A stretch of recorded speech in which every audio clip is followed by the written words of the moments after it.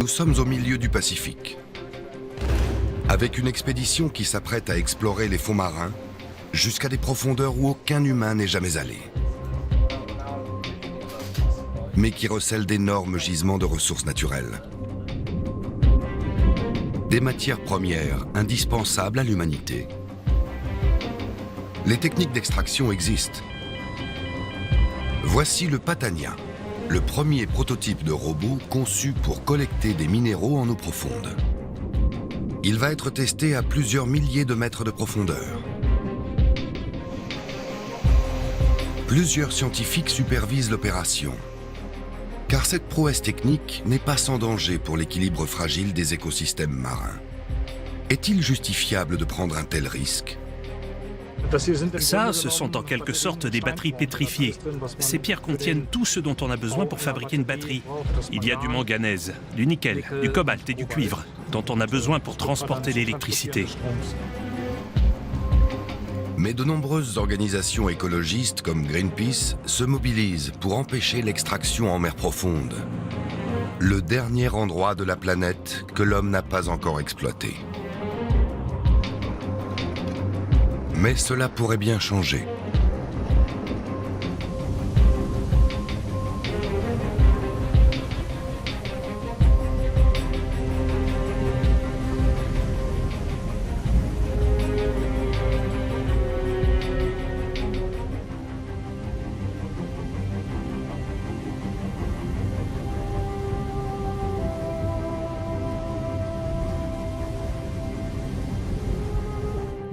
Nous devons faire la paix avec la nature, préserver et restaurer la capacité des océans à nourrir l'humanité et à réguler notre climat sera le défi majeur de cette décennie.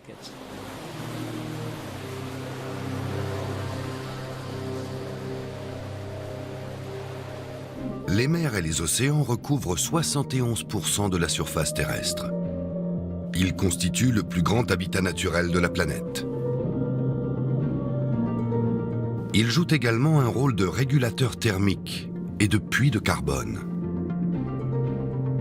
Ils absorbent environ un quart des émissions de CO2 d'origine humaine et atténuent ainsi les effets du changement climatique. La Terre a besoin des océans pour survivre. Ils régulent le climat, ils fournissent de l'alimentation et plus de 50% de l'oxygène que nous respirons. Mais les océans souffrent, car l'homme les détruit en les vidant peu à peu de leurs poissons. Les détritus de la société de consommation s'accumulent dans l'eau. Des déchets plastiques quasiment indestructibles menacent la vie des animaux et leur habitat. Dans les océans, les zones mortes se multiplient. Le changement climatique fait monter le niveau des mers. Et pourtant, la surexploitation se poursuit. Le sable et le gravier sont extraits en grande quantité pour servir de matériaux de construction. Nous avons déjà perdu 50% de la vie océanique. 50% des baleines et des poissons ont disparu depuis les premières expéditions sous-marines de mon grand-père, Jacques-Yves Cousteau, après la Seconde Guerre mondiale.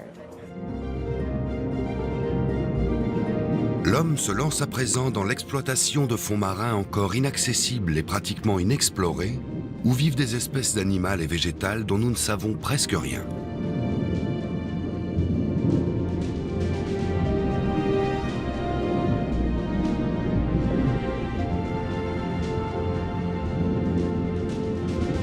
Le plancher océanique contient des éléments indispensables pour répondre à nos besoins croissants en batterie. Il est riche en nodules polymétalliques, des concrétions minérales contenant du cobalt, du nickel, du manganèse et du cuivre. L'extraction des métaux ne peut se faire sans impact sur l'environnement. Il faut donc que nous considérions les options qui causeront le moins de tort à la planète que nous voulons protéger. À New York, en juin 2021, les Nations Unies alertent l'opinion sur les menaces qui pèsent sur les habitats marins. Pour protéger les océans, l'ONU a lancé la décennie pour les sciences océaniques au service du développement durable. Ces défis devraient être les priorités absolues de chacun partout dans le monde. Bienvenue à la décennie des Nations Unies pour les sciences océaniques. Découvrons ensemble les sciences dont nous avons besoin pour l'océan. Merci.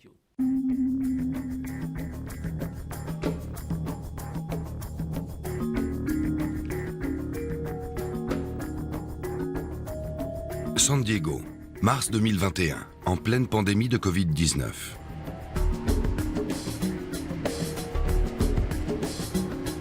Dans le port de la flotte américaine du Pacifique, le navire Island Pride est sur le point de lever l'ancre.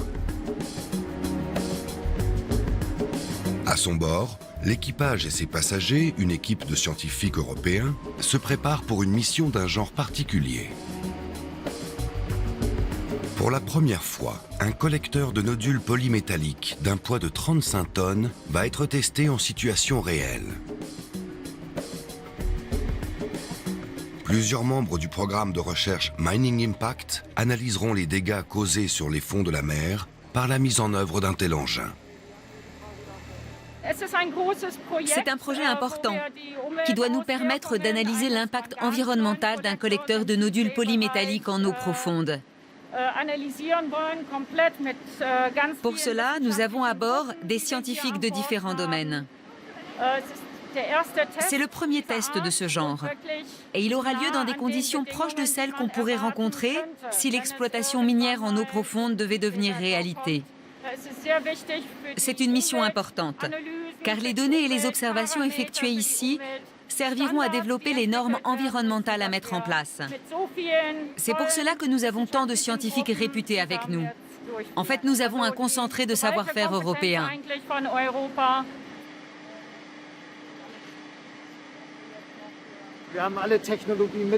Nous disposons des dernières technologies des instituts de recherche marine européens. C'est une surenchère de matériel de haute technologie.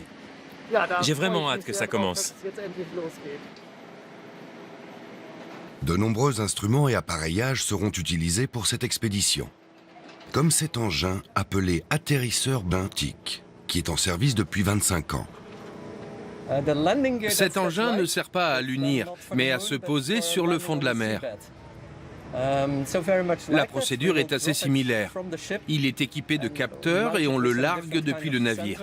Il va tomber en chute libre à 4 km de profondeur pour se poser en douceur sur le fond marin.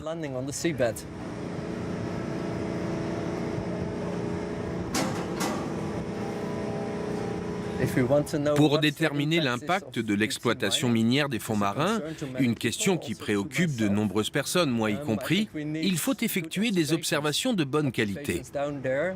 Pour ça, il faut aller sur place, au plus près de l'endroit où l'extraction aura lieu, afin de mieux estimer quel en sera l'impact. Pendant que les scientifiques étudient les fonds marins, l'industrie rêve d'une nouvelle ruée vers l'or. Le spot publicitaire de la compagnie minière canadienne The Metals Company promet des solutions simples. Energy from the sun and wind is replacing fossil fuels to power the transition to a sustainable future. We need batteries to store this energy. La transition écologique et le passage à l'électrique nécessiteront de plus en plus de métaux, explique le film. Until now, we've been mining the earth for them, digging deeper and wider for lower quality ores.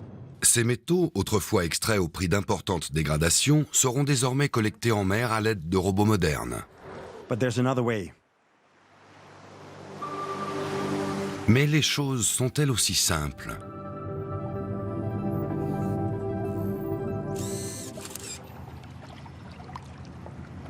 Toronto, au Canada.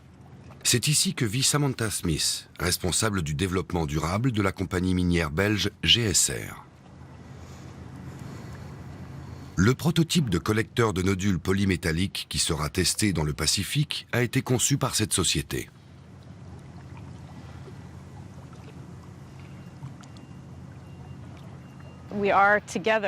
Nous sommes tous dans le même bateau dans cette crise climatique. Il me semble que nous sommes de plus en plus nombreux à admettre qu'il faut agir, et agir maintenant. Pour ça, nous devons avant tout nous orienter vers les énergies propres. En fait, nous allons nous éloigner d'une planète alimentée par les combustibles fossiles pour aller vers une planète construite sur les métaux et les minéraux, car les énergies propres sont très gourmandes en métaux. Aujourd'hui, ces matières premières proviennent de mines principalement situées en Asie et en Afrique. Mais leur extraction a de graves conséquences environnementales. Et elle a souvent lieu dans des pays politiquement instables, comme le Congo, où les droits humains comptent peu.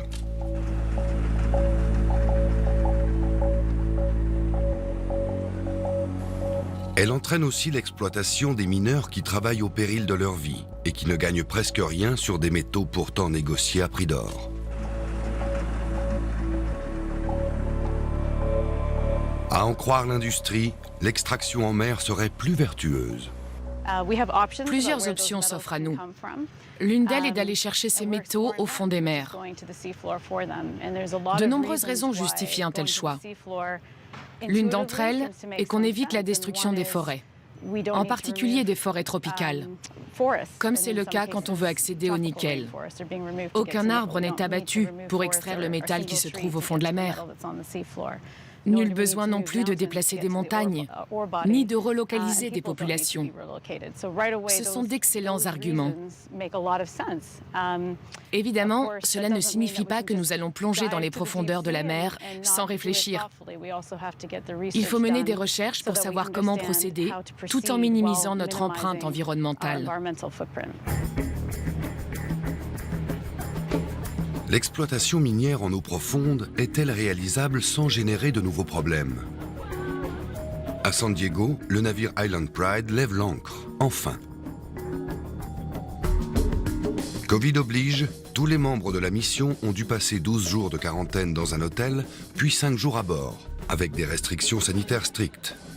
L'expédition durera près de 6 semaines, et les attentes sont élevées. Notre mission est de mesurer l'impact environnemental de ce procédé d'extraction. Nous savons beaucoup de choses sur le milieu marin de cette zone, sur la flore et la faune qu'elle abrite, mais nous ne savons pas forcément quel sera l'impact de la circulation de grosses machines de collecte sur le fond de la mer.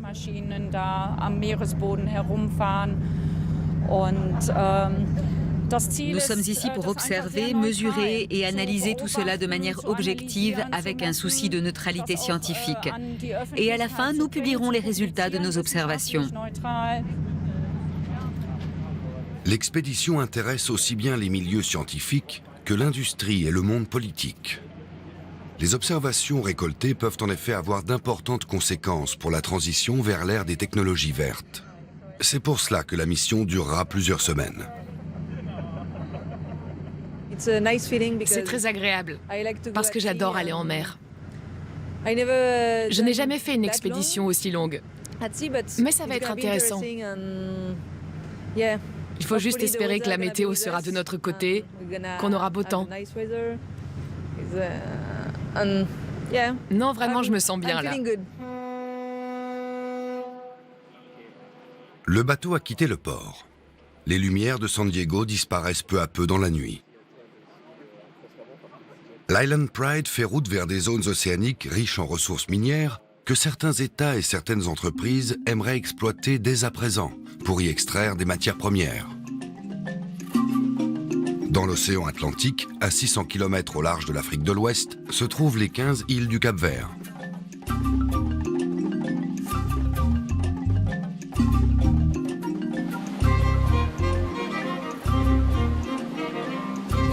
Le pays est une ancienne colonie portugaise qui a gagné son indépendance en 1975. Il compte un demi-million d'habitants, pour la plupart descendants d'esclaves africains. Le Cap-Vert a beau être considéré comme l'un des États les plus riches d'Afrique, la pauvreté y est tout de même présente. Beaucoup de Cap-Verdiens comptent sur la mer pour assurer leur subsistance. L'aspect de certaines zones côtières révèle que quelque chose ne tourne pas rond. Sur les plages, le sable fin a laissé place à des cailloux.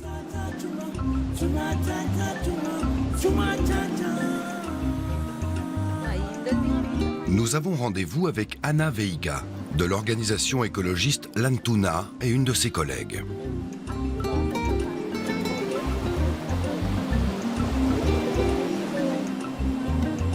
Avec elle, nous sommes témoins d'un véritable pillage.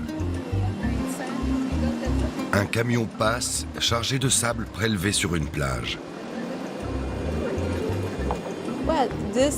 Voilà, ce camion vient d'acheter du sable et il va aller le revendre à une autre personne. Ils viennent ici, ils prennent le sable et le vendent sur le marché. C'est un petit trafic.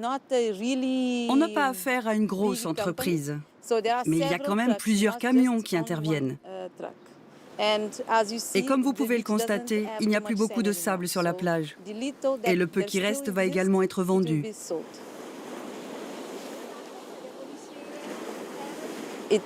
C'est une activité illégale. Il est interdit de prendre le sable, mais il y a très peu de surveillance. C'est bien là le problème. Si personne ne surveille les lieux, on pourrait au moins effectuer des contrôles sur la route. Mais ça n'arrive jamais.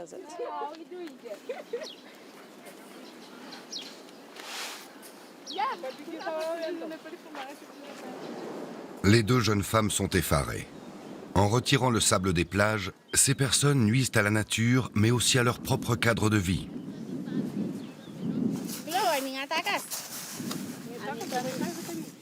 Un nouveau camion est arrivé. Il est aussitôt chargé de sable, prélevé dans la mer quelques jours plus tôt. Le sable est revendu en tant que matière première pour l'industrie du bâtiment. Pour des gens comme Maria, cette activité est la seule possibilité de gagner un peu d'argent.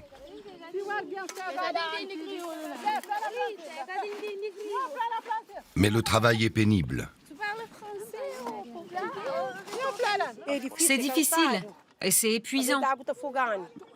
Parfois, on risque même de se noyer parce qu'on se tient comme ça dans l'eau. C'est un travail dangereux. Mais ici, c'est le seul boulot qui nous permet de gagner un peu d'argent.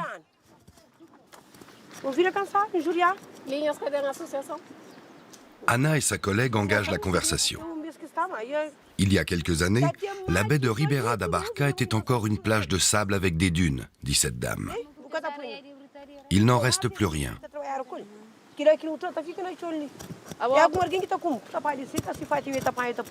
Selon Anna, les personnes qui ramassent du sable ici sont parfaitement conscientes du tort qu'elles causent à la nature. Je lui ai demandé combien leur rapportait ce travail. J'ai été très étonnée d'apprendre qu'elle touchait environ 35 € par camion. Quand elles ont vraiment besoin d'argent, elles se contentent de 25 €. Le chauffeur, lui, revendra son chargement pour 120 €. Je leur ai aussi demandé si elles ne préféraient pas changer de travail. Elles m'ont dit oui. Si l'occasion se présentait, elles feraient autre chose.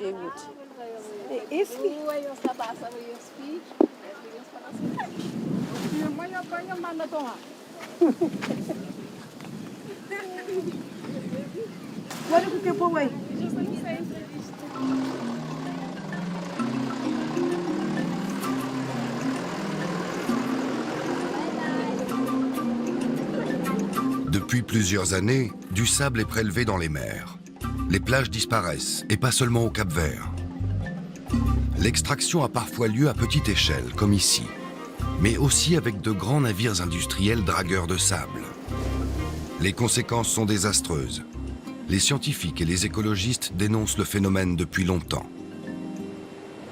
Directement ou indirectement, nous utilisons tous du sable ou du gravier qui provient des océans. Ça pose aussi un gros problème au niveau mondial pour le secteur du bâtiment. Les quantités de sable et de gravier ramassées sur les plages ou à proximité immédiate des côtes sont telles que ça détruit la biodiversité, ça modifie les écosystèmes et ça bouleverse des paysages entiers. Sans compter que tout cela est géré en sous-main par des groupes mafieux. Beaucoup de gens n'ont pas d'autre choix que de récolter du sable illégalement. Des îles entières n'ont plus du tout de sable. Tout cela pour donner aux pays riches, au monde globalisé, les moyens de suivre le rythme d'un boom de la construction qui, à notre époque, ne devrait même plus être considéré comme un modèle d'avenir. C'est un sujet très préoccupant pour nos océans, mais peu de gens le savent. Ces images ont été tournées en 2021. Devant les côtes de Taïwan, une flotte de navires chinois aspire du sable marin, destiné à servir de matériaux de construction pour les mégapoles chinoises. Le sable de mer est une matière première. Partout dans le monde, en Inde, en Afrique ou en mer du Nord, il est extrait des fonds marins. Or, le sable n'est pas une ressource inépuisable.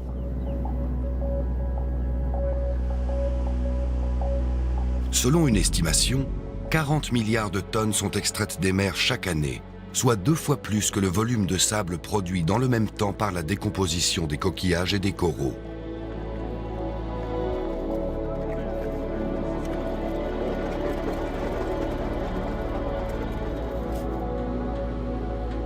Le béton est composé aux 2 tiers de sable. Les tours gigantesques des États du Golfe Persique sont bâties avec du sable de mer, car le sable du désert n'est pas adapté à la construction.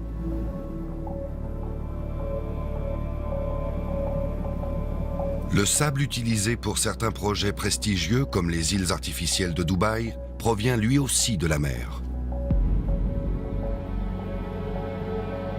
Dans le monde entier, la surexploitation du sable a de graves conséquences pour les zones côtières, les micro-organismes et les habitats naturels.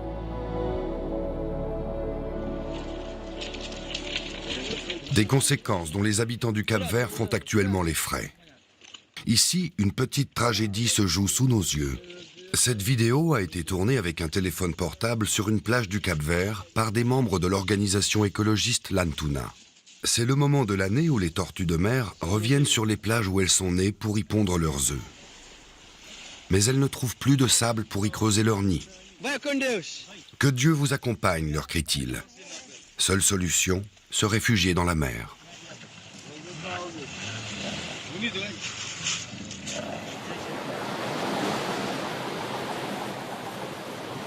Les Capverdiens commencent à prendre conscience que les choses ne vont pas dans le bon sens.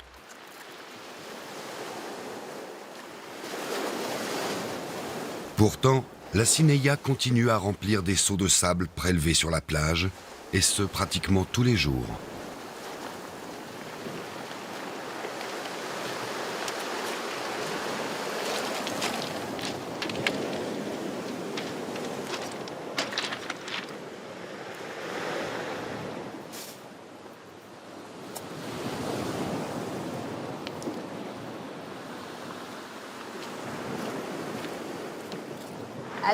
Généralement, je suis ici dès le matin. Je travaille jusque dans l'après-midi. À midi, je fais une pause.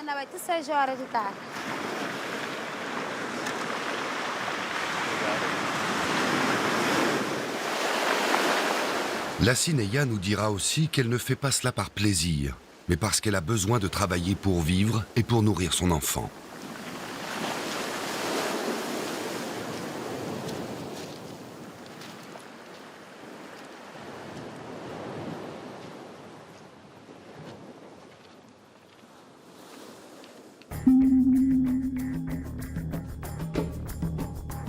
Pendant ce temps, le navire Island Pride fait route vers la zone de Clarion-Clipperton, située entre le Mexique et Hawaï. Selon une estimation, cette zone recèlerait jusqu'à 35 milliards de tonnes de nodules polymétalliques. L'Island Pride mettra près de 6 jours à atteindre l'endroit. Le navire a été spécialement affrété pour cette mission. À cause du Covid, les bateaux des chercheurs européens n'étaient pas disponibles. Pour l'heure, les mesures sanitaires sont encore en vigueur à bord du navire. Une contrainte supplémentaire pour l'équipage.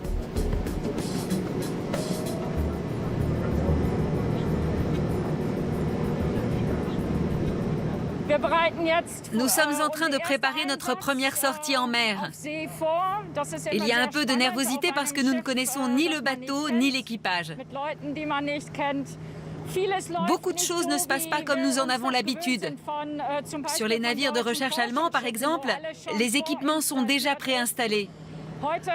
Actuellement, nous ne sommes pas encore dans la zone que nous voulons rejoindre, mais nous allons tester le matériel pour être sûr qu'il sera opérationnel quand nous serons dans la zone de travail. La réussite de l'expédition dépend du bon fonctionnement de nombreux appareils. La tension est palpable. Pour se détendre, l'équipage diffuse un peu de musique. Ça, c'est ce qu'on appelle un atterrisseur benthique. À l'intérieur, il y a un module auquel nous avons connecté des capteurs optiques de mesure d'oxygène, équipés de mini-électrodes. Ce sont ces tiges au bout desquelles il y a une petite pointe qui va s'enfoncer dans les sédiments marins pour en mesurer optiquement la teneur en oxygène. Cet appareil va être déposé sur le plancher marin. Là, il y a le moteur que nous avons programmé pour qu'il enfonce ces tiges dans les sédiments pour mesurer le volume d'oxygène qu'ils contiennent. C'est de la haute technologie. Oui, c'est vrai. À plusieurs kilomètres de fond, les conditions sont extrêmes. Le matériel sera mis à rude épreuve.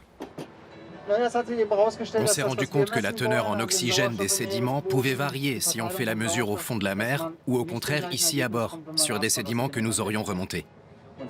Et l'oxygène, comme chacun sait, est un élément essentiel pour la respiration. De nombreux organismes ont besoin d'oxygène. Et pour nous, la teneur en oxygène est un indicateur qui renseigne sur le niveau de perturbation du système. Si on perturbe la surface des sédiments ou si on la retire complètement, on risque de bouleverser, voire de détruire totalement des couches sédimentaires qui ont mis des milliers d'années à se former et qui abritent de nombreux organismes vivants. L'intérêt de ces relevés est de savoir si d'éventuelles perturbations des sédiments auraient un impact ou pas. Et si oui, dans quelle mesure.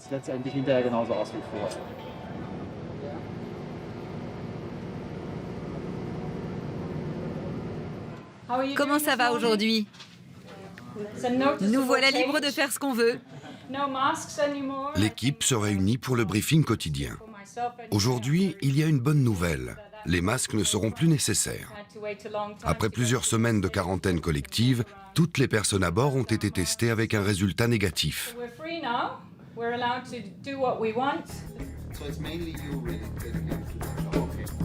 La zone de travail n'est plus qu'à quelques milles nautiques.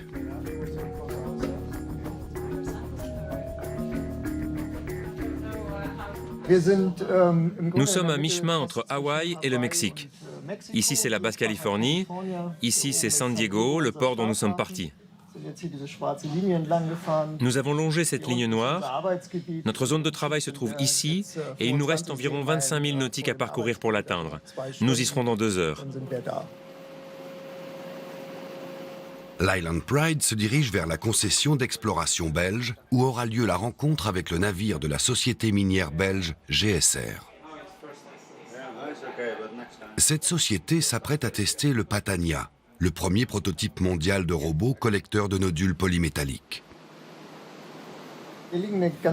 Dans cette zone, il y a énormément de nodules polymétalliques. Sur cette carte sont matérialisées les différentes zones de licences attribuées par l'Autorité internationale des fonds marins. Pour le moment, toutes ces licences sont des licences d'exploration. Plusieurs entreprises et plusieurs pays ont acquis ces licences et sont en train d'étudier combien de nodules polymétalliques ces zones contiennent et quelles sont les parties de ces zones qui seront effectivement exploitables. Actuellement, nous sommes en route vers la zone de licence belge qui est détenue par la société GSR et dans 2 semaines, nous irons dans la zone de licence allemande qui est un peu plus au sud-ouest. François Charlet représente la société GSR à bord de l'Island Pride. Il assurera la communication entre le navire industriel de GSR et les scientifiques lors des tests dans la zone de licence belge. Les choses se passent un peu comme au Far West. Des parcelles de plancher océanique ont été attribuées à plusieurs nations ou entreprises pour qu'elles puissent les étudier. C'est le cas de la société belge GSR. Les 2 navires sont arrivés dans la zone de travail où ils avaient rendez-vous. À bord du Normand Energy se trouve le Patania, le robot expérimental destiné à collecter des nodules polymétalliques à plusieurs milliers de mètres de profondeur.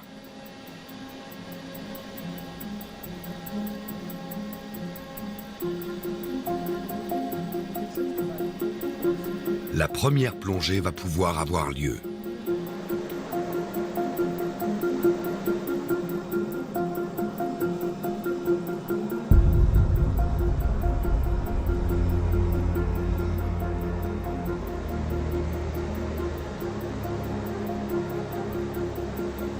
Le défi technologique est immense. l'appareil devra résister à des pressions extrêmes et suivre les trajectoires programmées de manière autonome. Il ne sera relié au navire que par un câble d'alimentation de la taille d'un bras.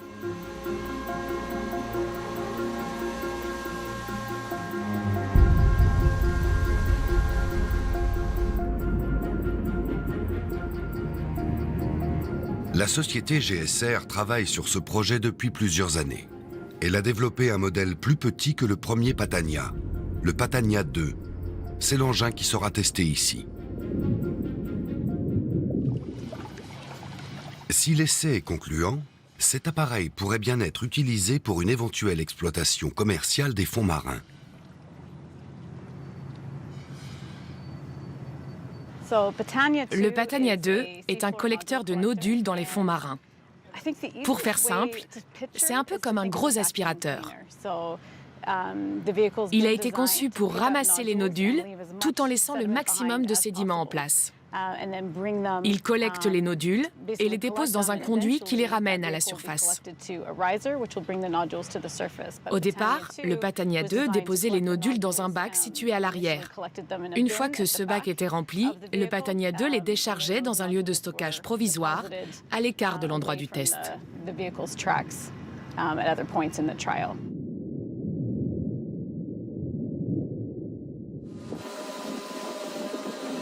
Avant la plongée vers les grands fonds, le Patania est immergé plusieurs fois pour être testé. Des images dignes d'un film de science-fiction.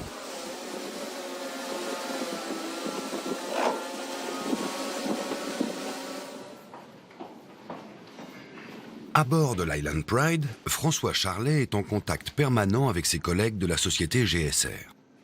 Durant tout le temps de la plongée, il recevra des informations précises sur les déplacements du Patania lors de l'opération.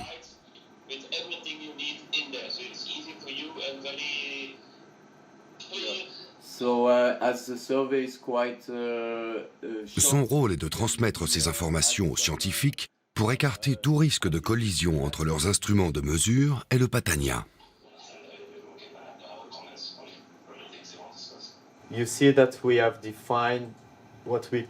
On a délimité ce qu'on appelle les 4 bandes ici.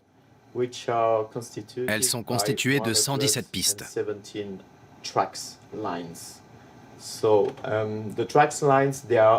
Leur longueur est définie par l'abondance en nodules. Ici, elle est assez élevée. Elle est d'environ 25 kg au mètre carré.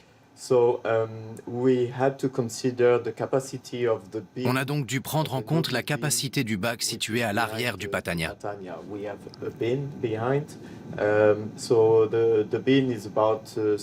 Le bac peut collecter environ 3 tonnes de nodules.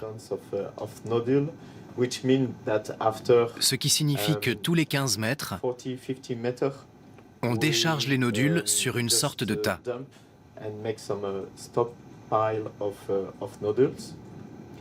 On passe ensuite aux autres lignes. Vous pouvez voir la succession de lignes. La distance entre 2 lignes est d'environ 2 mètres. Il faut être très précis en fait. C'est un sacré défi, mais on est très content du résultat. La zone est intéressante et l'opération se passe bien. Le Patania fonctionne. Techniquement, l'exploitation des nodules polymétalliques serait donc possible.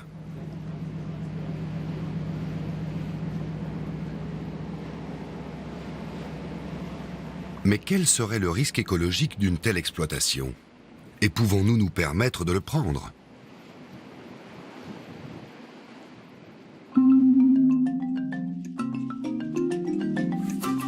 Nous retournons à Santiago, la plus grande des îles du Cap-Vert.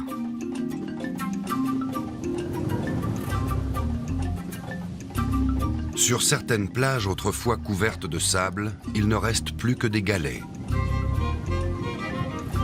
Même les dunes ont disparu. Tout le sable a été retiré et vendu. Les bords de mer sont jonchés de cailloux et de détritus. L'endroit a perdu une grande partie de son charme.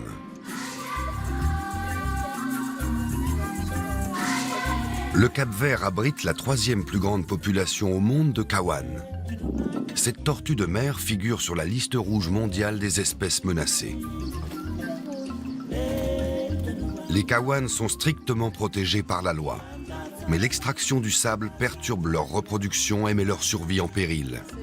Ana Veiga et son association écologiste s'engagent pour leur protection. En l'absence de sable, les tortues se déplacent difficilement sur les pierres surchauffées par le soleil, sans trouver un endroit où pondre leurs œufs. Avant, cette plage était couverte de sable. Je ne connaissais pas l'endroit, mais des personnes âgées m'ont dit qu'autrefois, c'était bien une plage de sable. Les tortues reviennent pondre sur la plage où elles ont elles-mêmes éclos. Le plus souvent, cela se produit 20 ans après leur naissance. C'est le temps qu'il leur faut pour atteindre la maturité sexuelle. Mais entre-temps, tout a changé. C'est vraiment triste. La tortue a voulu pondre ici, mais comme il n'y a plus de sable, elle a dû retourner dans la mer. Elle est arrivée ce matin? Oui, à 7 heures.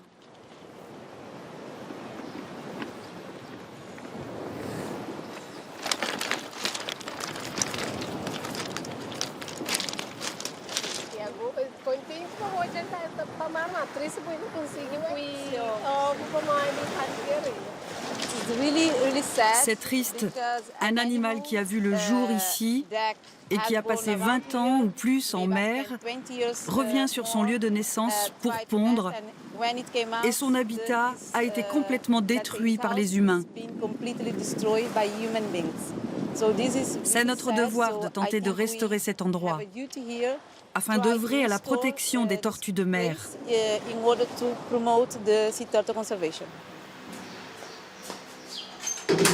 Ana est biologiste marine. Ses séjours à l'étranger lui ont permis de prendre conscience qu'il était urgent d'agir dans son pays pour protéger la nature et les océans. En 2013, elle a fondé l'association environnementale Lantuna, ici même, dans ce garage. Depuis, ils sont des dizaines de bénévoles à la soutenir dans ses projets. Peu à peu, son enthousiasme fait des émules. Pour que ça fonctionne, il faut impliquer les populations locales. On essaye de faire appel à l'engagement des habitants. On tente de les intéresser à la préservation de la nature et des espèces menacées. Au début, c'était difficile, mais ça va de mieux en mieux. On est parvenu à instaurer un climat de confiance et les gens participent. De plus, on s'efforce d'améliorer leurs conditions de vie. L'association Lantuna est financée par des dons. Elle met en œuvre des projets modestes, comme celui d'égayer le quotidien des habitants avec des fresques lumineuses et colorées. Porto Mosquito, un village de pêcheurs situé dans la Baía do Inferno, la baie de l'Enfer. Ici, les bateaux de pêche reposent désormais sur des cailloux. Le sable a disparu. Fièrement, Ana nous montre les changements réalisés dans le village. Chacune de ces peintures véhicule un message, dit-elle. On a commencé à réaliser ces fresques pour sensibiliser les gens aux poissons et aux oiseaux marins. Et ça a beaucoup plu aux habitants. Pour nous, c'est une façon positive de les sensibiliser à la protection de la nature. Ces peintures célèbrent la biodiversité locale, mais on ne va pas s'arrêter là. On en a prévu d'autres. On va recouvrir le village de fresques pour attirer plus de monde. Les habitants du pays pourront intégrer ces visites aux activités d'écotourisme.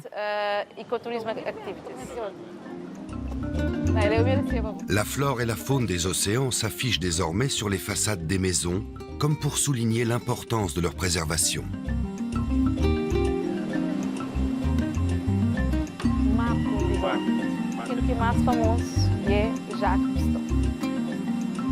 Cette peinture rappelle qu'un océanographe célèbre a séjourné sur l'île.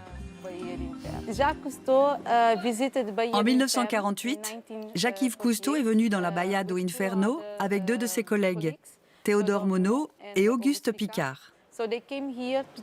Ils sont venus ici tester du matériel d'enregistrement des fonds marins. On a décidé de raviver un souvenir qui avait pratiquement disparu. La plupart des habitants de l'île ignoraient qui était Cousteau et qu'il était venu ici.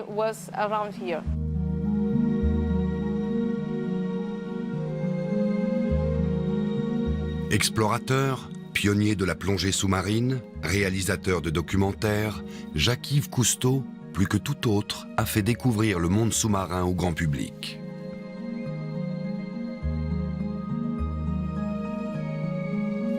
Cousteau est descendu à des profondeurs jamais atteintes par l'homme, et il en a rapporté de nombreuses images. Il a consacré sa vie à l'exploration des univers marins et au combat pour leur préservation.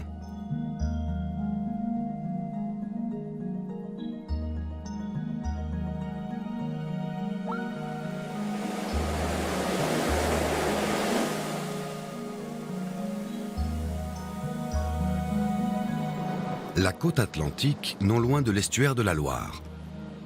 C'est ici que vit la petite fille de Jacques-Yves Cousteau avec sa famille.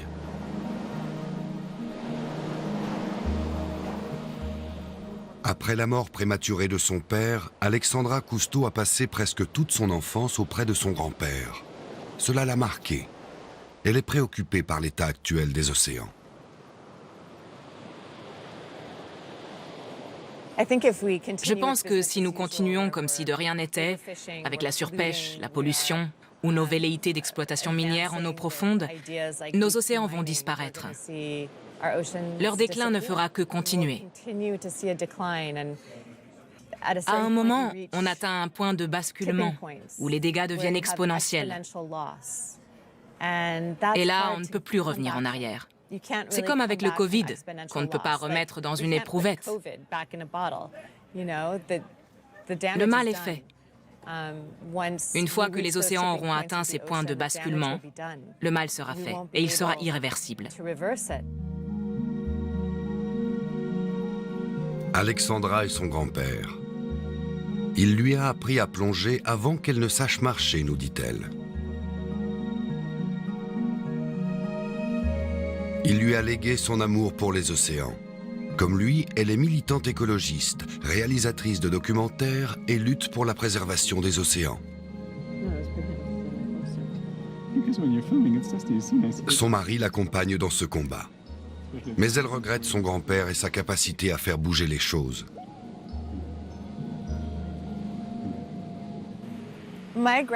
Mon grand-père est décédé il y a 20 ans et il a laissé un grand vide dans le monde entier. Pas uniquement pour moi et ma famille. Depuis sa mort, il existe dans l'univers un énorme trou qui a la forme de Jacques-Yves Cousteau. Et personne ne peut le combler. Mais je vois combien il a marqué les gens. On me dit souvent, j'ai grandi en regardant votre grand-père. Il m'a fait aimer l'océan et je veux agir pour aider à sa protection. Aujourd'hui, nous sommes en mesure de le faire. Il y a 10 ou 20 ans, nous n'avions ni les technologies ni les solutions. Et surtout, l'urgence n'était pas la même qu'aujourd'hui. J'espère que tous ceux qui ont apprécié mon grand-père, qui ont vu ses films, qui ont aimé explorer les océans avec lui, sauront puiser dans l'émerveillement qui leur a apporté l'envie de changer les choses. Ce serait le plus bel héritage qu'il puisse nous laisser.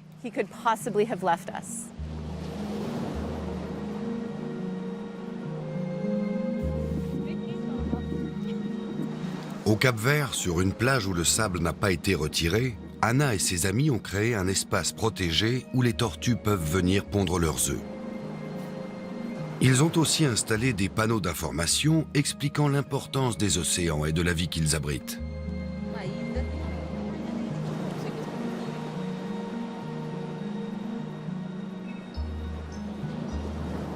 C'est la période de ponte. Pendant plusieurs semaines, les membres de l'association ramassent les œufs de tortues trouvés ici et là et s'assurent que les bébés tortues pourront éclore en toute sécurité.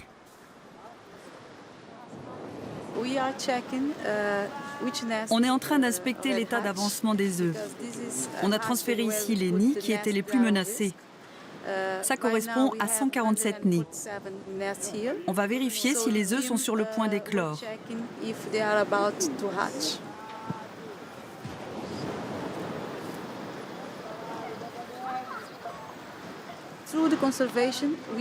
En protégeant les tortues, on crée des opportunités d'emploi et donc des sources de revenus pour les habitants de l'île et leurs familles. On essaye aussi de faire naître en eux la passion pour la protection de la nature. Des petits pas, mais qui font avancer les choses.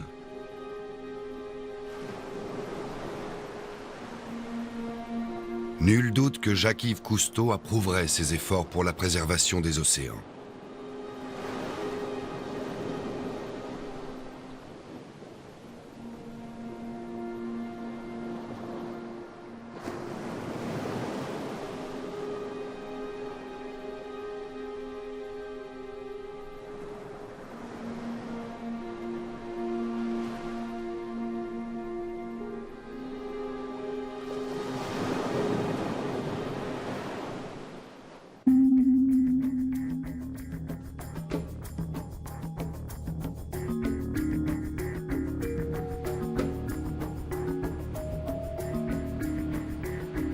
Derrière la plateforme d'hélicoptères de l'Island Pride, l'océan Pacifique s'étend à l'infini. Deux navires ont jeté l'ancre côte à côte au-dessus de la concession d'exploration belge dans la zone de Clarion-Clipperton. Depuis le pont, les scientifiques européens observent la manœuvre de mise à l'eau de plusieurs appareillages high-tech par les marins du Normand Energy, le bateau de la société belge GSR. Les instruments de mesure, les robots sous-marins téléguidés et les capteurs vont entrer en action. Tout ce matériel descendra à 4500 mètres de profondeur, jusqu'à la zone de travail, là où le Patania, le collecteur de nodules polymétalliques, doit opérer.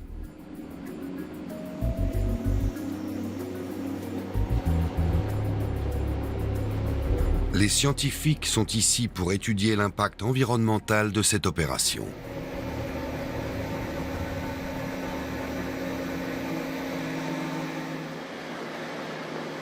Puis c'est au tour de l'atterrisseur benthique d'entamer sa plongée.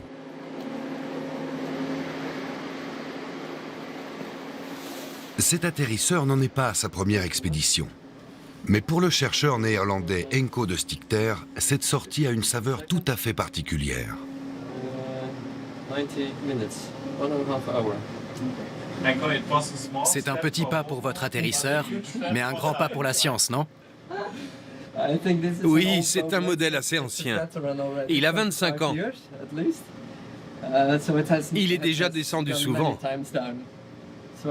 Pour lui, ce n'est qu'une plongée de plus.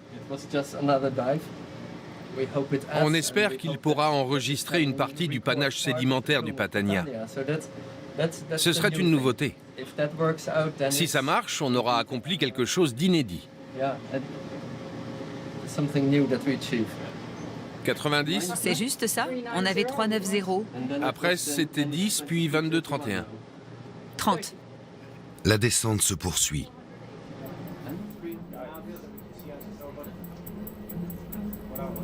La salle de contrôle se trouve sur un pont inférieur de l'Island Pride. Pendant plusieurs heures, les pilotes téléguident les robots au fond de l'eau sans quitter leurs écrans des yeux. Les images que nous recevons donnent l'impression de provenir d'une autre galaxie.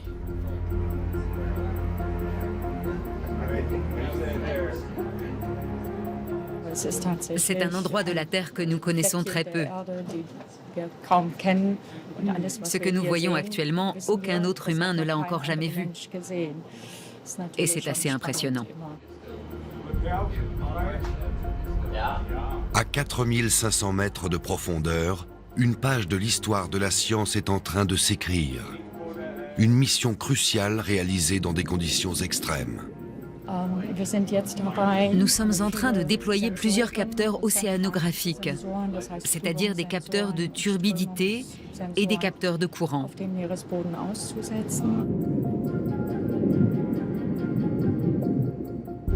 Ils ont été entreposés dans une nacelle que nous avons descendue au cours de la nuit dernière. Tous ces capteurs vont être extraits du bac et positionnés à plusieurs endroits sur le fond de la mer par les 2 robots téléguidés qui sont déjà sur place. Et nous espérons bien sûr que ces capteurs, une fois installés, permettront de mesurer les panaches de sédiments soulevés par le Patania quand il commencera à travailler.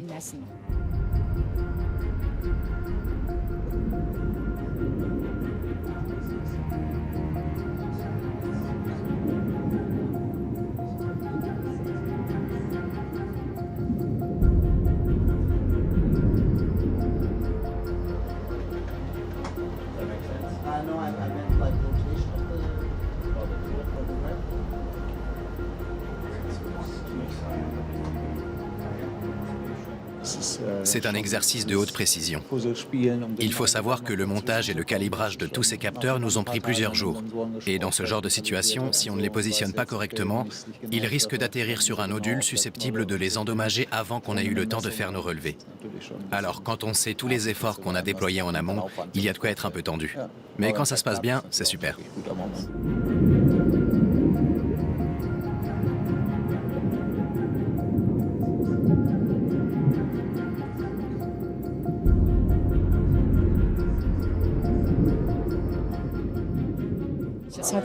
La préparation de cette plongée nous a pris énormément de temps. Nous avons 2 robots téléguidés au fond de l'eau, ce qui complique beaucoup les choses. Il faut par exemple veiller à ne pas entremêler les 2 câbles d'alimentation électrique. Mais le résultat est très impressionnant. Actuellement, nous recevons des informations et des images de la part des 2 robots et apparemment, les capteurs ont été positionnés aux bons endroits.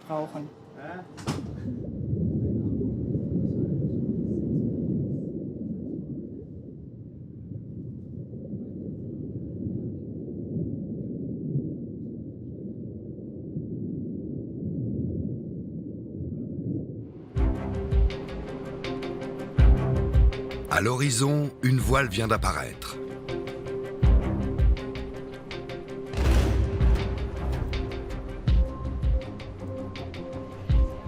C'est le Rainbow Warrior, le bateau de Greenpeace, et il s'approche du Normand Energy.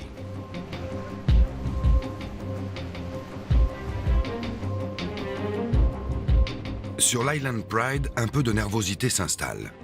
Les scientifiques se demandent ce qui se passe.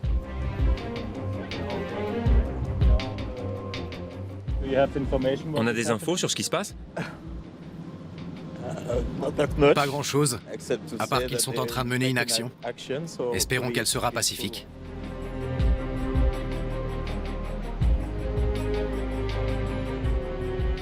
Nous ne sommes au courant de rien. La seule chose que Greenpeace a fait savoir, c'est qu'il s'agirait d'une manifestation pacifique. Alors nous ne pouvons qu'espérer que ce sera effectivement le cas. Apparemment, ce n'est pas nous qui sommes visés. Dès que nous nous sommes éloignés, ils se sont précipités vers l'endroit où a lieu la plongée. Nous ne savons pas ce qu'ils font. Malheureusement, nous ne pouvons pas voir le côté tribord où, de toute évidence, quelque chose est en train de se passer.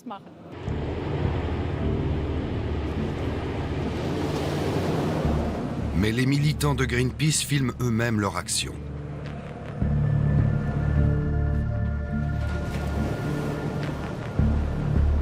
À bord de canots pneumatiques, ils approchent du Normand Energy, sur lequel ils peignent le mot anglais « risque ». Risque. Une action de protestation en haute mer. Comme à son habitude, Greenpeace mise sur des images spectaculaires et des formules choc pour sensibiliser le public.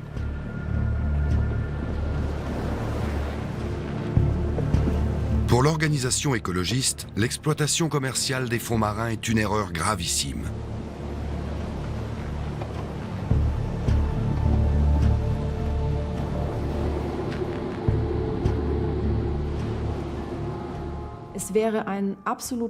Ce serait un crime absolu de penser que les grands fonds marins sont un lieu désertique où on pourrait creuser à loisir pour extraire des nodules polymétalliques sans que cela n'ait d'impact pour la planète.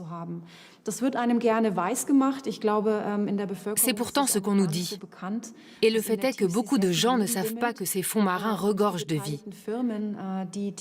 Les entreprises qui sont favorables à l'exploitation minière en eau profonde n'ont aucun intérêt à informer le public sur les dommages que cette exploitation risque de générer, notamment à long terme. Mais cela impactera lourdement la faune, la flore et le plancton.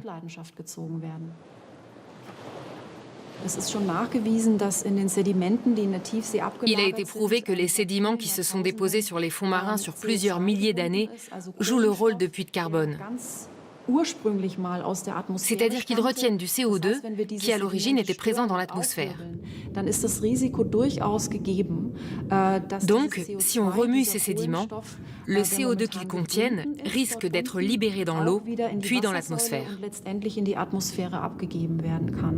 Depuis plusieurs semaines, le Rainbow Warrior suit le Normand Energy de près. L'équipe de Greenpeace veut filmer des images susceptibles d'émouvoir l'opinion publique. Notre objectif est de veiller à ce que les mers soient suffisamment préservées pour pouvoir résister aux évolutions du climat de ces prochaines années et des prochains millénaires. Mais ce ne sera pas le cas si nous commençons à creuser et remuer les fonds marins pour en extraire des roches, des minerais et des métaux. Parce qu'en faisant cela, nous détruirons des écosystèmes en arrachant des organismes vivants à leurs habitats naturels. Et tout cela aura une incidence sur la stabilité climatique de nos mers et sur l'état de la planète. Réunion dans la salle de conférence. Greenpeace a invité plusieurs intervenants à une vidéoconférence internationale.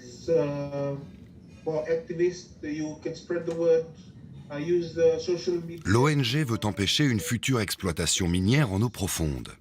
Pour cela, elle expose ses inquiétudes et les arguments selon lesquels cette exploitation doit absolument être stoppée avant qu'elle ne puisse réellement commencer. Mais Greenpeace reproche également aux scientifiques d'être venus étudier les conséquences environnementales de cette exploitation. Pour l'ONG, la science ne doit pas servir ce genre d'objectif.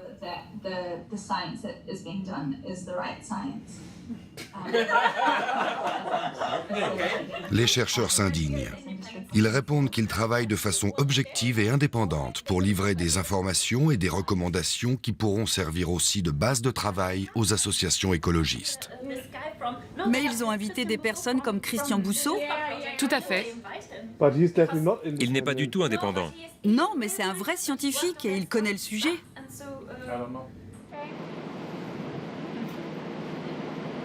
Mais en réalité, beaucoup de chercheurs partagent les préoccupations de Greenpeace et soutiennent leurs actions de protestation.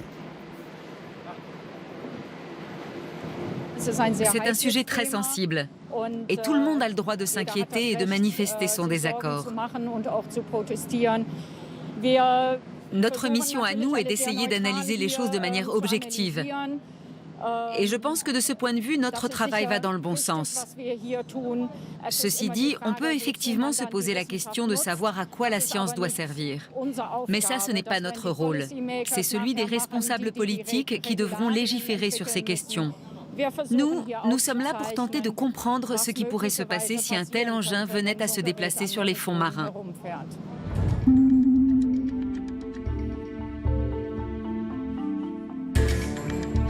C'est à Kingston, capitale de la Jamaïque, que se trouve l'institution qui décidera d'autoriser ou non l'exploitation minière en eau profonde.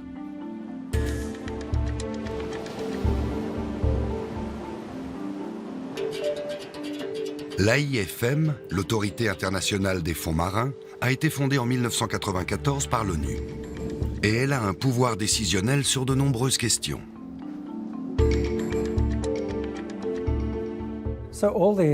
Les entités autorisées par l'AIFM sont diverses. Cela peut être des gouvernements, des entreprises privées ou encore des organismes nationaux de recherche. Et à terme, toutes ces entités ont pour objectif l'exploitation durable des ressources minérales des fonds marins. Pour prendre une décision, l'AIFM observe deux principes fondamentaux. Premièrement, nous devons obligatoirement travailler sur la base des meilleurs avis scientifiques disponibles. Et deuxièmement, nous n'agissons qu'après avoir obtenu un consensus validé par tous les États membres. Ces États membres sont actuellement au nombre de 167, dont l'Allemagne et la France. Ils élaborent le code minier, c'est-à-dire l'ensemble des règles selon lesquelles une exploitation minière en eau profonde serait possible. Nous sommes dans une situation unique et inédite.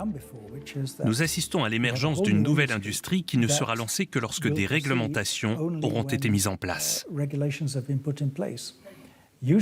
D'ordinaire, c'est l'inverse. Un secteur démarre et en réaction, on s'efforce de le réglementer pour en corriger les aspects négatifs et pour s'assurer que tout est fait correctement.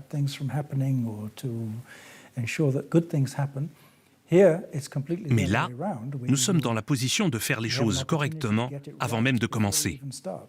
C'est sans précédent et c'est vraiment une grande chance. L'AIFM est un organisme très transparent, dans lequel tout le monde a la possibilité d'apporter sa contribution à cette nouvelle industrie. Pour prendre sa décision, l'AIFM devra tenir compte des intérêts de l'industrie, des connaissances de la science et des craintes des organisations environnementales. D'un côté, l'écologie, de l'autre, un marché de plusieurs milliards. Qui l'emportera ?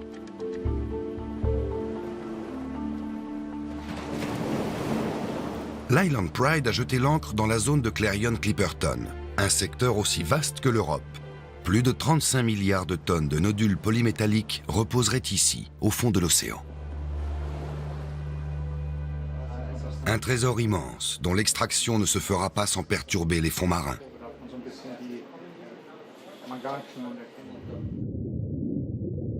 Voici les traces du Patania. Les 35 tonnes du robot ont soulevé d'importants panaches de sédiments.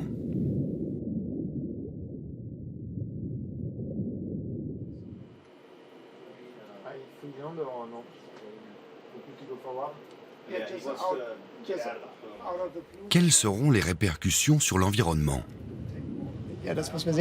Ici, on voit l'habitat des nodules polymétalliques juste à côté des traces du Patania. On constate que les sédiments soulevés se sont redéposés et qu'ils recouvrent complètement les nodules et la faune. Ce qu'on voudrait déterminer maintenant, c'est l'épaisseur de dépôt tolérable par la faune, et donc à partir de quelle épaisseur de dépôt il y a un risque de causer des dégâts irréversibles.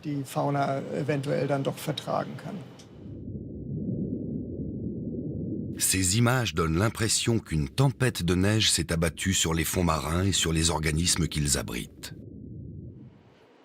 Une fois les prélèvements terminés, l'appareillage est remonté vers le bateau. Cette opération prendra elle aussi plusieurs heures.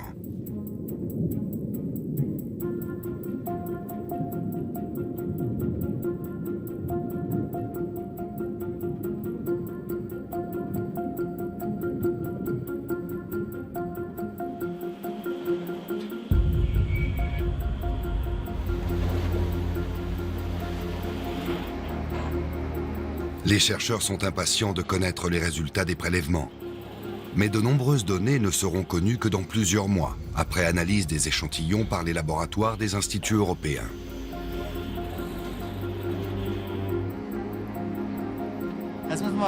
On va commencer par rincer les appareils parce que l'eau salée est assez corrosive et qu'il y a énormément de circuits électriques. Après, on téléchargera les données et on jettera un œil au premier relevé. Ce qu'on peut voir dès à présent, c'est que les champs de nodules ne sont pas une zone facile pour des capteurs aussi fins. On a presque l'impression d'être sur une route pavée.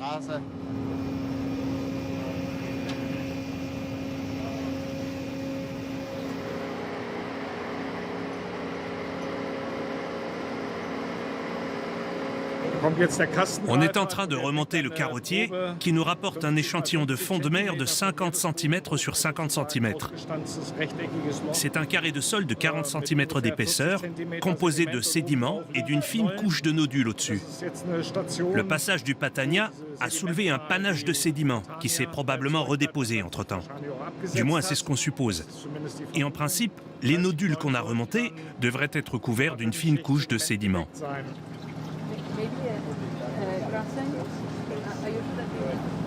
l'eau est aspirée avec précaution.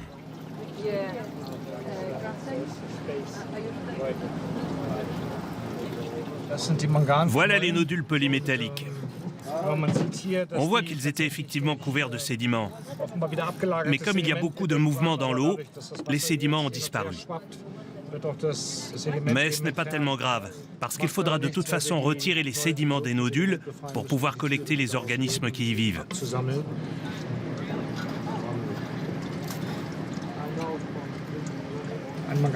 Un nodule polymétallique est une concrétion. Quand on l'ouvre, on trouve un noyau à partir duquel le nodule se développe. Il est composé d'oxydes métalliques, des oxydes de manganèse, de cuivre, de nickel, de cobalt et des traces d'autres métaux. Et tout cela se dépose très lentement autour de ce noyau. Ça signifie qu'un nodule comme ceci, qui fait à peu près 4 cm d'épaisseur, a environ 2 millions d'années. Ces pierres datent de la préhistoire. L'essentiel de la faune abyssale de la zone de Clarion-Clipperton est encore inconnu à ce jour.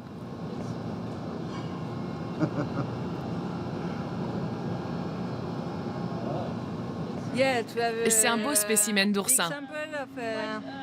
C'est la première fois qu'on remonte un oursin dans le carottier. C'est super, et il est en excellent état. On va pouvoir l'analyser. Les biologistes et les géologues examinent l'échantillon de sol marin, avec d'infinies précautions, car pour eux, c'est un véritable trésor. Ce n'est pas uniquement un tas de boue et de pierres. C'est une tranche de notre histoire. C'est fantastique comme ça déborde de vie là-dedans. Mais ce n'est pas visible à l'œil nu. Il faut un microscope. La Française Alizée Bourria se passionne pour la microfaune des fonds marins. Elle est ravie. Son échantillon de sol contient une multitude d'organismes minuscules.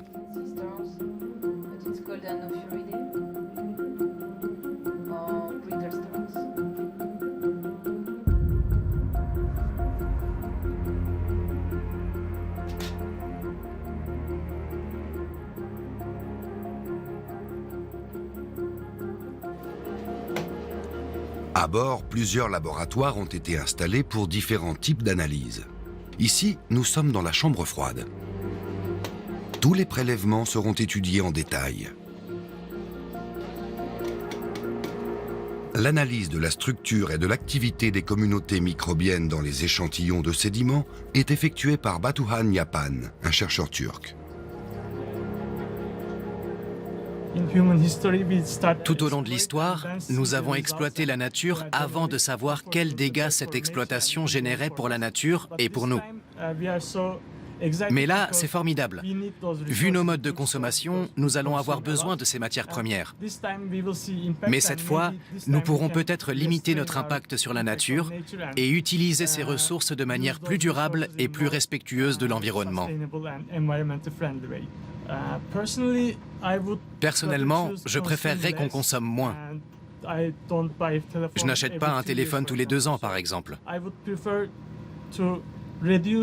Je préférerais donc moins de consommation et plus de recyclage et des fonds marins intacts, dans la mesure du possible. Mais je pense qu'on ne pourra pas se passer de ces ressources.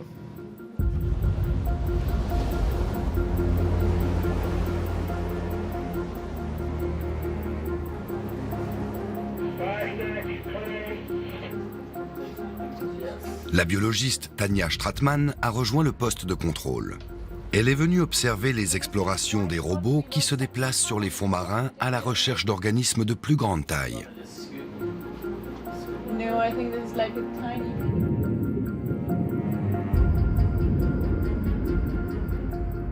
Le passage de cette crevette ne suscite aucun intérêt dans l'immédiat. Nous avons une liste d'animaux que nous devons collecter en priorité. Il nous reste environ 1 heure pour essayer de trouver des ophiures et des anémones de mer. Si nous en trouvons, nous les capturons avec une sorte d'aspirateur. Et attendez, il se passe quelque chose. Je crois que c'est une éponge. On va l'abîmer si on l'aspire.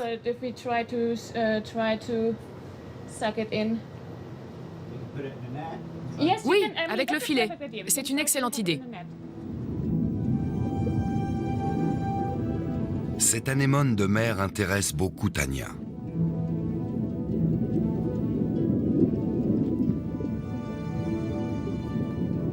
Le robot découvre plusieurs animaux sur le plancher marin. Certains ont un aspect étrange. Comment ces êtres parviennent-ils à vivre dans ces profondeurs où la pression est plusieurs centaines de fois plus élevée qu'à la surface de la Terre?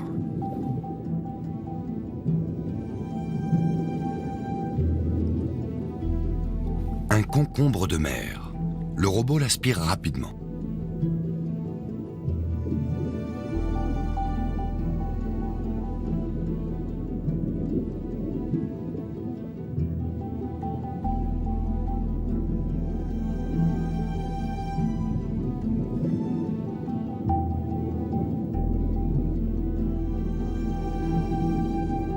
Le robot trouve également une étoile de mer d'une taille inhabituelle. Elle finit elle aussi dans le conteneur à échantillons qui sera remonté sur le bateau.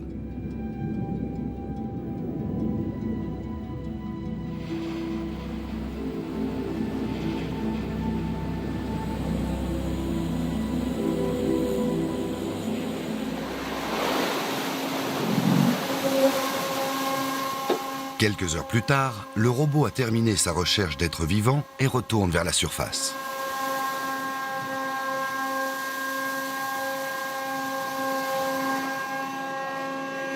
Il rapporte des échantillons de sol et des animaux. Tania Stratmann est impatiente.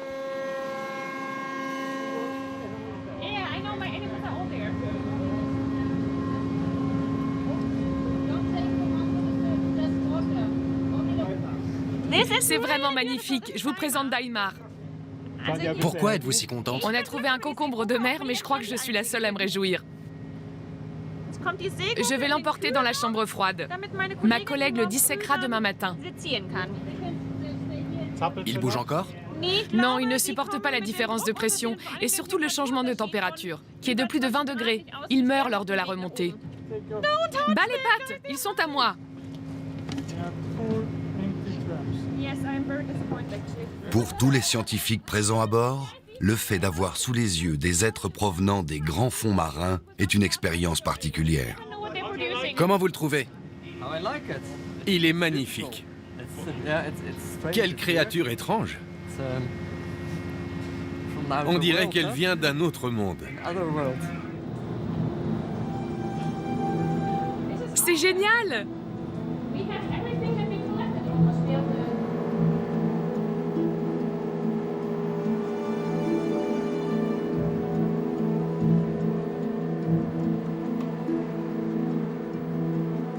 À l'heure actuelle, nos connaissances sur la plupart des organismes vivant à de telles profondeurs sont quasi inexistantes. Nous savons en revanche que le plancher marin de la zone de Clarion-Clipperton abrite une grande diversité d'êtres vivants. Et voilà une énorme étoile de mer pour vous.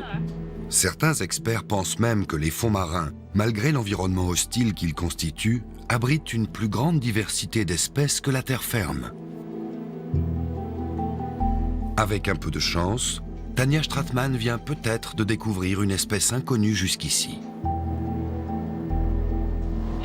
Je ne sais pas si c'est une espèce inconnue, mais on va la congeler à moins 80 degrés.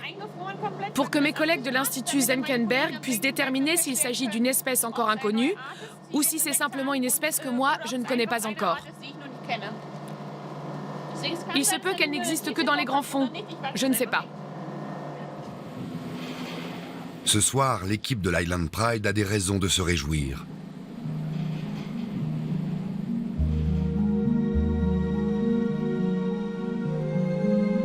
Sur les îles du Cap-Vert, dans l'océan Atlantique, les militants écologistes de l'association Lantuna ont également des motifs de satisfaction.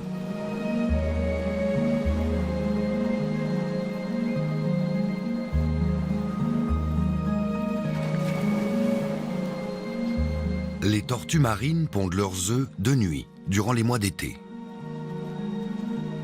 La plupart du temps, les femelles qui ne sont en mesure de se reproduire que 20 ans après leur naissance se mettent en route vers l'endroit où elles ont elles-mêmes éclos. C'est là qu'elles pondront leurs propres œufs. Si elles ont de la chance, elles trouveront une plage avec du sable, où elles pourront creuser une fosse pour leur couver.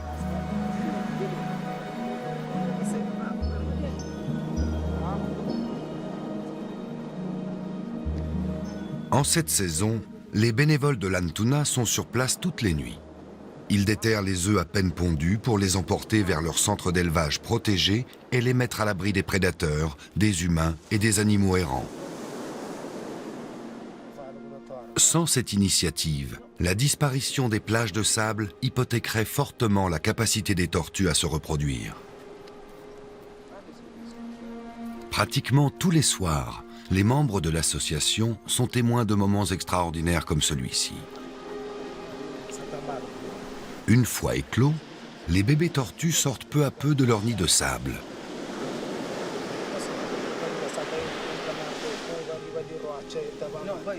Pour l'équipe d'Anna, c'est un vrai moment de bonheur.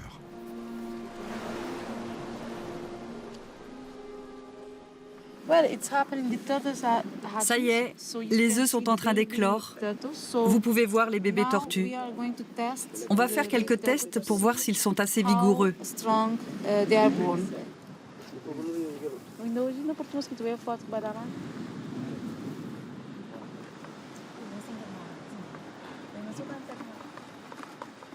Les informations sur le poids, le nombre et la taille des tortues sont relevées avec précision.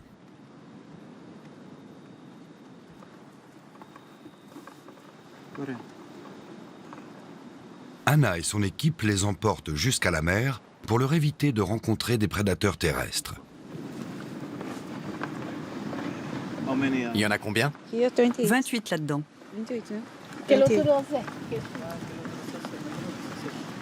Et maintenant, on les relâche? Oui, on les relâche. Je leur souhaite bonne chance.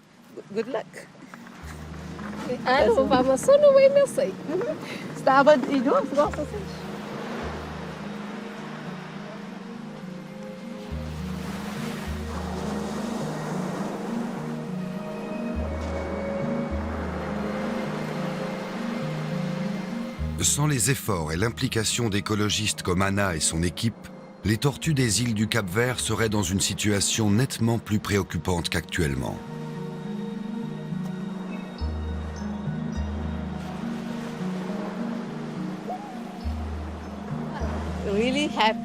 Je suis ravie. C'est toujours un moment très émouvant, mais aussi rempli d'espoir. On espère que ces petites tortues reviendront ici dans 15 ou 20 ans pour pondre leurs œufs. Ça nous donne de la force pour continuer notre travail de protection de la nature.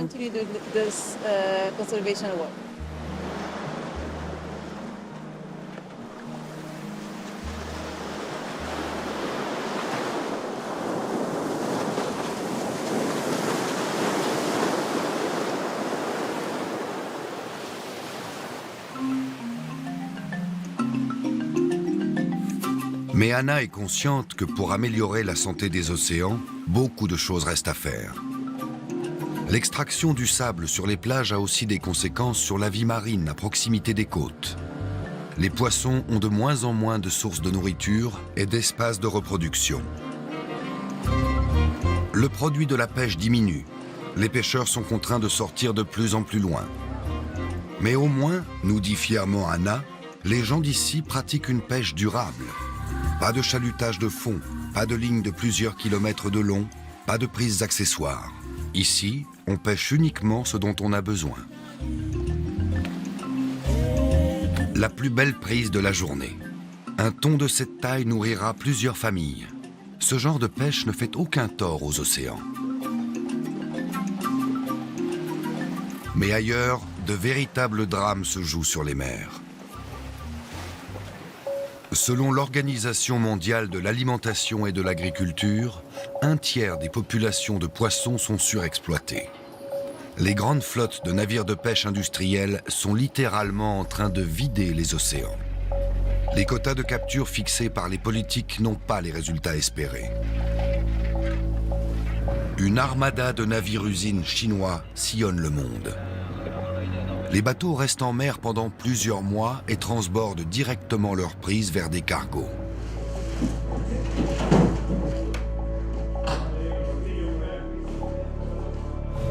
Ce pillage des océans est soutenu par des milliards de dollars de subventions toxiques.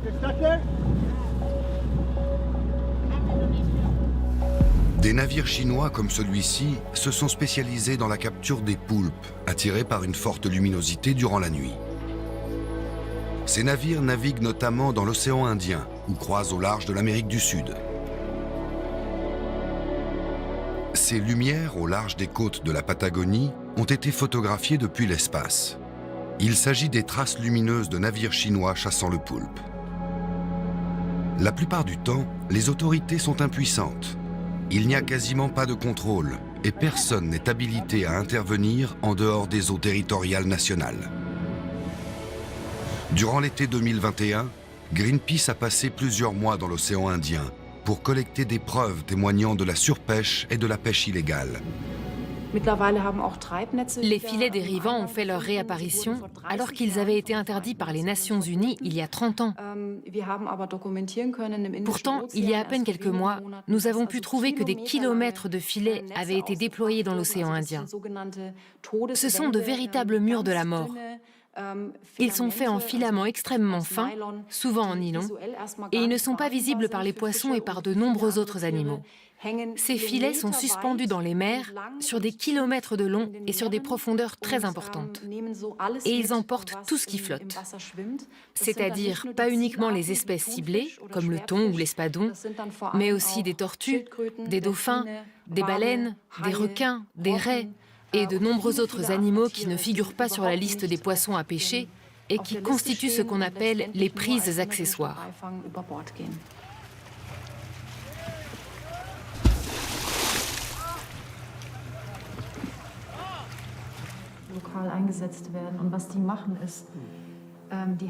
Au siège de Greenpeace, c'est l'heure du bilan de la campagne.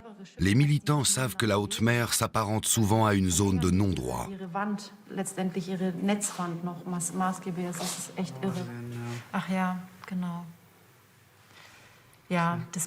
La pêche illégale, la surpêche et les méthodes de pêche destructrices menacent la vie dans les océans. Les derniers chiffres de la FAO, l'Organisation des Nations Unies pour l'alimentation et l'agriculture, sont très clairs. Environ 60% des stocks mondiaux de poissons sont exploités jusqu'à leur limite biologique. Et environ 30% sont surexploités au-delà de leur limite biologique. C'est-à-dire qu'avec les volumes de poissons que nous prélevons dans les écosystèmes, les stocks ne sont plus en mesure de se reconstituer à l'identique.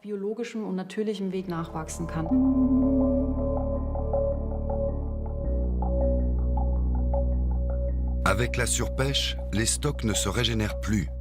Les premiers pénalisés sont les pêcheurs eux-mêmes. C'est le cas ici, à l'ouest de la mer Baltique.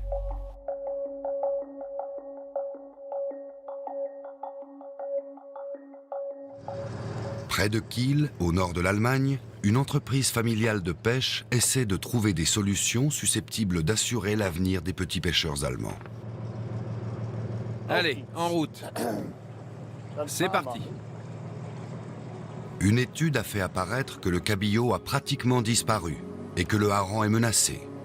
Ces deux espèces, autrefois courantes en mer Baltique, sont des victimes de la surpêche. L'Union européenne a drastiquement limité leur capture. Pour poursuivre son activité, l'entreprise familiale s'est spécialisée dans des espèces de poissons qui ne sont pas menacées. Et elle pratique une pêche durable.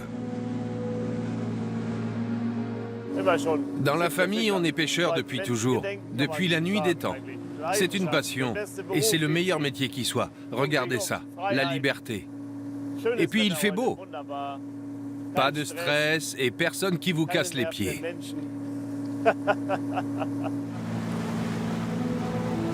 Mais en réalité, il n'y a pas vraiment de quoi se réjouir. En mer Baltique, le métier d'artisan pêcheur est en train de disparaître. La famille Meyer veut continuer, mais à sa façon, uniquement avec des filets maillants. Je suis l'un des pêcheurs les plus âgés de la région. Tant que j'aurai le droit de naviguer et que mon organisation professionnelle m'en donnera l'autorisation, et tant que la Sécu me couvrira, je naviguerai. Pendant des décennies, Eric et Jan Meyer ont pêché le cabillaud et le hareng. Mais au cours des 20 dernières années, ils ont constaté que les stocks diminuaient de plus en plus. Dans l'ouest de la mer Baltique, les populations de cabillaud sont aujourd'hui si faibles que certains scientifiques ont émis des doutes sur leur capacité à se reconstituer. Il y a quelques années, Eric et Jan Meyer ont changé de façon de travailler. Ils ne pêchent plus que les poissons dont les stocks sont suffisants. Ça, c'est une plie. On l'appelle aussi carlet. C'est très connu. Elle a un côté blanc et elle est très lisse. Aussi lisse qu'une anguille. Allez, file là-dedans. Et ici, nous avons un répulsif acoustique pour éloigner les marsouins. On entend aussi le bip. Il est assez léger.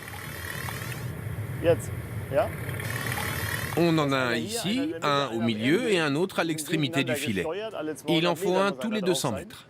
Ils éloignent les marsouins, ça leur évite de se prendre dans les filets. La famille Meyer a choisi la pêche durable. Et elle prélève uniquement ce dont elle a besoin pour vivre. Mais les réglementations européennes posent parfois problème. Celui-ci est trop maigre. Il n'y a rien dessus, on ne peut rien en faire. Pourquoi on devrait l'emporter? Je ne comprends pas. En plus, on porte des gants, les poissons ne sont pas blessés. Mais à cause de la pêche au chalut, il y a une loi qui nous impose d'emporter tout ce que nous attrapons. Pour que ce soit pris en compte dans le quota, mais aussi parce que dans l'esprit de cette loi, un poisson attrapé est un poisson mort. Et ce n'est pas le cas? On ne comprend pas cette loi. En principe, ce poisson, je devrais l'emporter. Mais je ne le ferai pas. Pourquoi devrais-je le tuer? C'est idiot. En tout cas, de notre point de vue. Le problème de cette loi, c'est qu'elle met sur le même plan la pêche au chalut et la pêche au filet dormant. C'est totalement absurde. Les quelques poissons trop petits qu'on prend, comme celui-ci, on les remet à l'eau. Nous refusons de jouer le jeu. Nous, on a préféré réagir en utilisant des filets avec des mailles plus grandes de 10% par rapport à ce qui est prescrit. Ça donne une très bonne qualité de pêche. On sort des poissons nettement plus grands. Notre métier est en train d'être criminalisé en quelque sorte. Ça ne peut pas être la bonne voie. C'est impossible. Attention, il va y avoir du sang. Pour la famille Meyer, la situation actuelle est due à la pêche au chalut. Pendant des années, les navires-usines ont ratissé la mer Baltique et pêché tout ce que les eaux contenaient. Les Meyer pratiquent une pêche responsable. Grâce à une application mobile, leur prise passe directement du pêcheur au consommateur. Là, je signale au gestionnaire de l'appli que nous avons du poisson à vendre. On a pris quoi? On a du maquereau, du turbo et de l'appli. On ne sera pas rentré pour 10 heures. Je vais indiquer qu'on livrera entre 11 et 13 heures. Voilà. Dans quelques secondes, l'info sera en ligne sur le site de l'application. On va vérifier tout de suite. C'est ici. Voilà l'interface.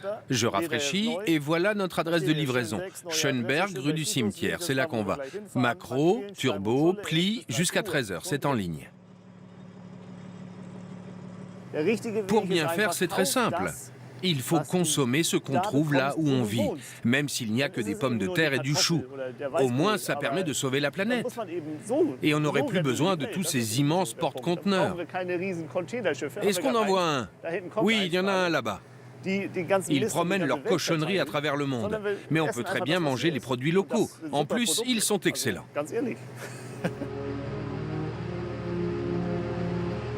Les Meyer ne sauveront peut-être pas la planète. Mais si tout le monde faisait comme eux, ni les océans ni le métier de pêcheur ne seraient menacés.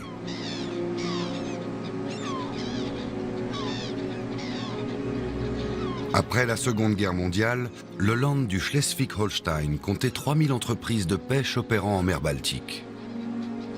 En 2021, il n'en reste que quelques dizaines, qui tentent de survivre en pratiquant une pêche durable avec des filets dormants. Mais pendant ce temps, les navires de pêche industriels continuent d'écumer les océans avec d'énormes filets, comme si de rien n'était.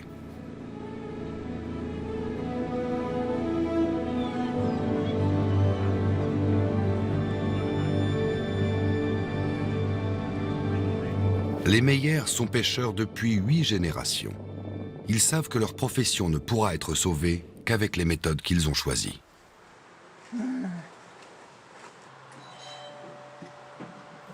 Oui. Nous aimerions un maquereau et 2 plis. Celui-ci? Oui, il est parfait. Et 2 plis. Ce sera tout? Oui. De taille moyenne? Oui, c'est tout ce qu'il nous faudra. Très bien. Ça fera 13 € en tout. Il peut arriver qu'on ne prenne pas de poisson du tout pendant 3 ou 4 jours. Quand il y a du vent sur la mer Baltique, parfois il est impossible de prendre la mer. Ce sont des réalités qu'il faut accepter. Nous ne sommes pas un supermarché et nous ne pouvons livrer que ce que nous trouvons.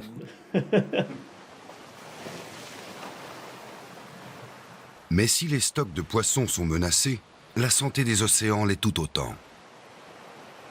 Car la surpêche n'est que l'un des problèmes à l'origine de la dégradation des milieux marins. La surexploitation effrénée met en danger les océans et, à plus long terme, la vie sur Terre, dit Alexandra Cousteau.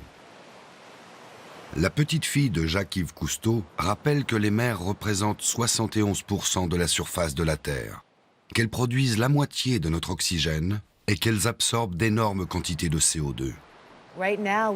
Pour le moment, nous avons encore la possibilité de changer notre façon de pêcher ou d'instaurer un moratoire sur l'exploitation minière en eau profonde. Nous pouvons développer une mariculture qui soit régénérative, à l'aide de forêts d'algues qui poussent un peu partout. Il faut restaurer les prairies sous-marines, les mangroves et les prés salés. Nous avons encore une chance de reconstituer la santé de nos océans et d'y ramener la vie. Alexandra Cousteau a créé Oceans 2050, une fondation dont l'objectif est de restaurer les habitats océaniques. Avec d'autres défenseurs des océans, elle milite pour mettre fin à notre indifférence, à notre manque de respect pour la vie des mers et à notre insatiable boulimie de ressources. Il faut un changement de cap très net en faveur de la protection des océans. Et il faut cesser la surexploitation des mers. Bien sûr, nous devons utiliser les ressources de la mer. Nous en avons besoin. Mais cela doit se faire de manière réglementée, dans le respect de l'environnement. Et certaines destructions que nous pouvons anticiper doivent être évitées. Il est déjà très tard. Pour certaines choses, il est déjà minuit moins 5. Pour d'autres, il est minuit 5. On ne peut qu'espérer que les océans aient encore de l'avenir, car la vie humaine en dépend directement. Le monde des abysses et ses mystères. Notre connaissance de la vie dans les grands fonds marins n'en est qu'à ses débuts. Quel rôle la mer joue-t-elle pour la vie sur la terre ferme? Pour lutter contre le changement climatique, la transition énergétique est une nécessité. Mais devons-nous pour autant assumer les risques écologiques d'une exploitation minière commerciale en eau profonde? Nous avons besoin d'une quantité phénoménale de métaux, et il doit bien provenir de quelque part. Évidemment, le recyclage a un rôle très important à jouer là-dedans, mais il ne peut pas suffire si on veut réussir la transition énergétique dans les décennies à venir. De nouvelles sources de métaux seront nécessaires. Chez GSR, notre but est de commencer à exploiter les fonds marins en 2028 au plus tôt.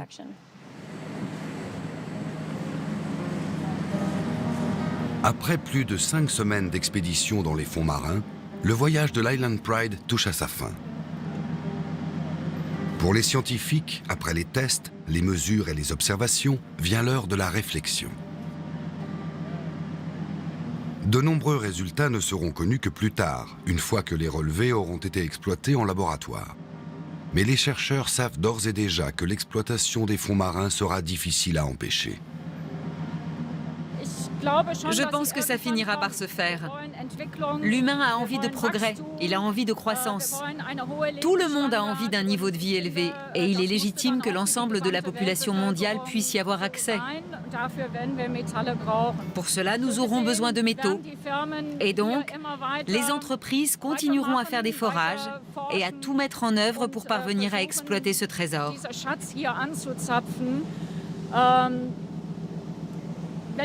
Si nous, les Européens, nous ne le faisons pas, ce sont peut-être les Asiatiques qui le feront.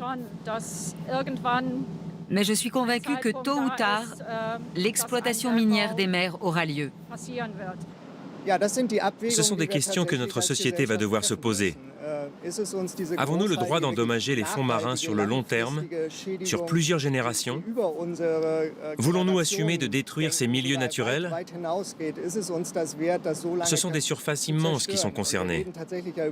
Ça signifie que si nous continuons à consommer ces métaux, si nous ne parvenons pas à mettre en place une économie circulaire et durable, nous aurons complètement détruit des surfaces de fonds marins, comme la zone de Clarion-Clipperton, d'ici 50 à 100 ans.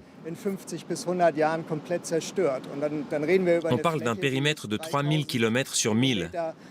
C'est une surface gigantesque, aussi grande que l'Europe, et elle sera détruite. Il faut bien se rendre compte de ça.